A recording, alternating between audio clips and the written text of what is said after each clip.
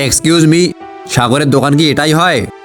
হ্যাঁ জি, এটাই হয়, স্বামী হয় আমার। বলুন আপনারা কে? আমি এই এরিয়ার ডিএম বিভোর জান, ওর সাথে দেখা করতে এসেছি, ডাকেন ওকে। ও তো এখন এখানে নেই, ও বাড়িতে গেছে কিছু জিনিসপত্র আনার জন্য।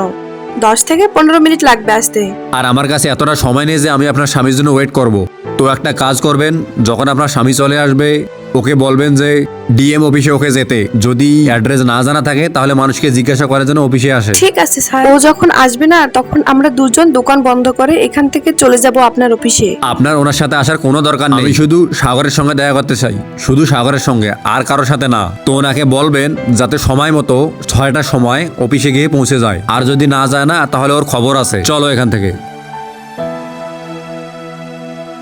আরে কি হয়েছে, এভাবে বসে আছো কেন? আরে ইয়ার বলো, কি করেছো তুমি? আমি আবার কি করলাম? আমি তো বাড়ি থেকে এখনই চলে আসলাম এখানে।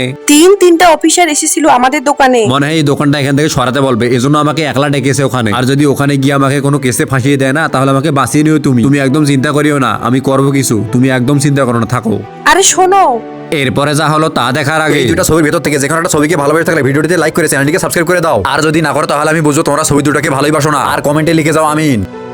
ওই স্যার, আপনি আমাকে ডেকেছেন? আমি ওই দোকান থেকে এসেছিলাম, আমার বিবি আমাকে বলেছিল আসতে। আচ্ছা, তুমি কি সেই সাগর? জি স্যার। হ্যাঁ স্যার, আমি সেই সাগর, আপনার কাছে হাত জোর করছি, আমার দোকানটা ওখান থেকে সরাবেন না। আমাদের বাড়িতে ছোট ছোট বাচ্চা আছে, একটি ছোট সংসার আছে, ওই দোকানটা আমার নামে করে দিন, আমি প্রতি মাসে আপনাকে টাকা দিব অনেকগুলো করে।